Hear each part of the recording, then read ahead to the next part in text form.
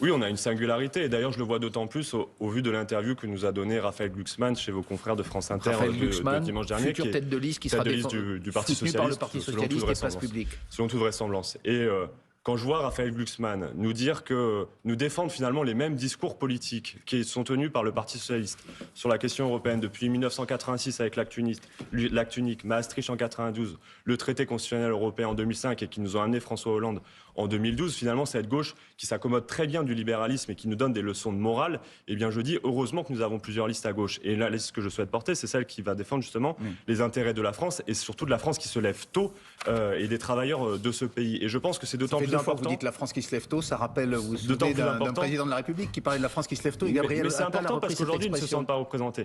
Et c'est d'autant plus important qu'ils ne se sentent pas représentés par ce discours de cette gauche, justement, on est passé de la gauche du caviar à la gauche du dollar, celle qui se sent plus à l'aise, comme il disait Raphaël Glucksmann, à New York qu'en Picardie. On a besoin aujourd'hui d'avoir une gauche qui est capable de dire oui, la construction libérale européenne nous a conduit droit à la catastrophe, a amené la ruine de nos agriculteurs, la fuite en avant de notre industrie, et qu'aujourd'hui, il faut reprendre la main. Ça ne veut pas dire qu'il faut sortir de l'Union européenne, ça veut dire qu'il faut construire une nouvelle coopération à l'échelle régionale qui permette de respecter, de redonner du pouvoir d'achat et surtout de permettre de revaloriser le travail en France.